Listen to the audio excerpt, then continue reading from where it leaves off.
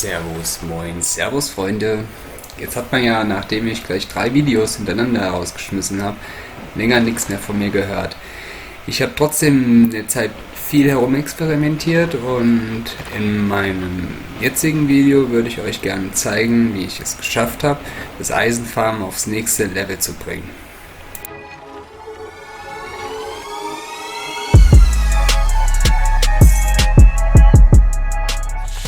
Vielleicht seid ihr ja auch schon so weit gekommen, dass ihr kaum noch Probleme habt, die Steine überhaupt zu sprengen. Ich benutze dafür ja Sensoren, die den Boden scannen und damit verhindern, dass die Drills sich festfallen. Ja gut, das war jetzt so nicht geplant, aber naja, wenn ich irgendwann mal auf die Sensoren eingehen soll, einfach mal in den Kommentaren schreiben, dann mache ich das. Hier beschleunige ich das Ganze mal ein bisschen, weil ja, die FPS, die droppen hier doch ganz schön und das muss ich mir kein zweites Mal antun.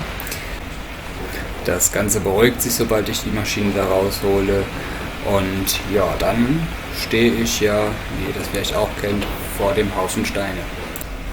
Jetzt kann ich natürlich hoffen, dass jemand vorbeikommt und mich ein bisschen dabei unterstützt, die klein zu hauen, aber leider sind die Bots ein bisschen ineffizient und haben noch dazu die blöde Angewohnheit, sich selbst umzubringen. Also da müssen wir uns wahrscheinlich was anderes überlegen. Irgendwann habe ich durch den Zufall festgestellt, dass ich Steine mit dem Wrench-Tool umplatzieren kann. Jedoch musste ich die dann eigenhändig spalten, denn Konstrukte können sich nicht selbst beschädigen. Und das war dann zwar schon ein bisschen besser, jedoch noch nicht perfekt. Und außerdem ist mir aufgefallen, dass mir immer wieder große Blöcke, richtige Brocken, richtige Brummer, wie der hier, wie man sehen kann, dass die mir immer zur Seite weggefallen sind. Und da habe ich mir gedacht, da muss ich doch was machen. Und ja, da habe ich eben hier diesen Cage gebaut und da kann ich ganz einfach Steine wie diesen platzieren. Und ja, wie schon am Anfang gesehen, ist das super effizient. Ich will auch gar nicht den Eindruck vermitteln, dass ich hier ein Tutorial machen möchte, wie das alles genau gebaut wird, aber man kann es ja ungefähr sehen.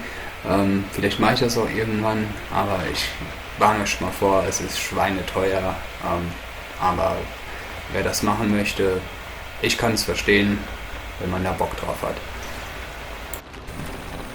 Ich gehe jetzt hier noch auf ein paar Funktionen ein, die echt wichtig sind, nämlich dass zum Beispiel der Mittelpunkt ein bisschen höher liegen muss, damit der tief liegen kann. Das, was ich hier gerade aufgehoben habe, das ist unsere Platte, die da oben platziert wird.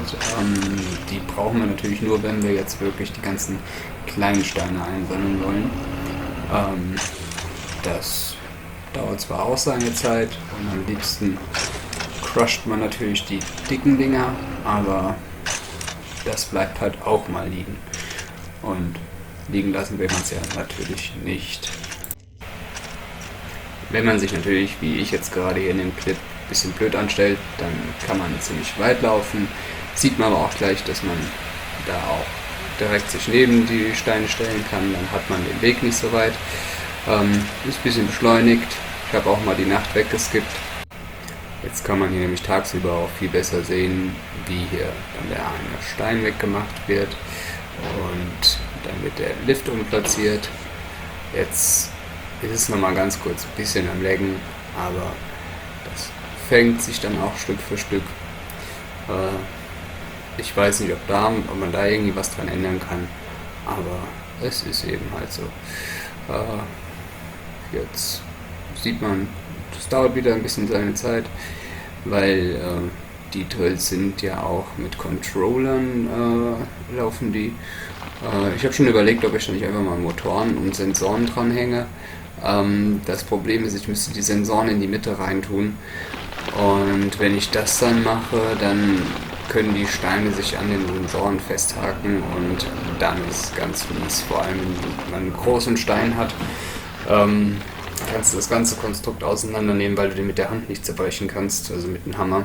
Und ja, und du kannst die ja nicht abbauen, du kannst die nur mit dem Wrench-Tool befestigen. Also keine Fehler machen, ansonsten macht man sich nur unnötig viel Arbeit.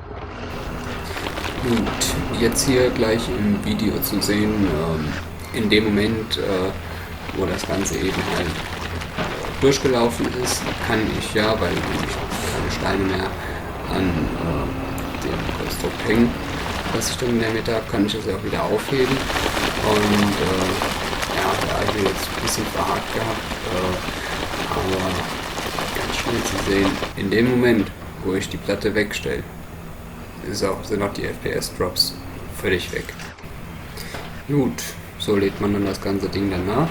Einfach wieder einen Block da oben ransetzen, das Ding vom Lift runterholen und mit dem Wrench Tool kann man das dann ganz einfach wieder da oben befestigen. Jetzt kann man auch das komplette Konstrukt wieder nehmen und kann diesmal näher an die Steine rangehen und dann kann man das da platzieren.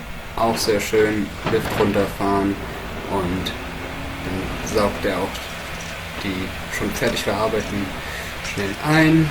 Hier wieder ein bisschen Tempo gemacht, damit wir nämlich dann jetzt auch nochmal sehen können, da hinten habe ich große Steine und die kann ich eben halt anders wie bei dem Zwei-Drill-Sensor-Ding, was ich da mal gebaut habe, kann ich die einfach mit dazu tun. Und das ist dann möglich, da eine Kombination zu machen. Natürlich auch nur, wenn dann die Steine nicht zu groß sind und dann damit auf die Platte drauf passen.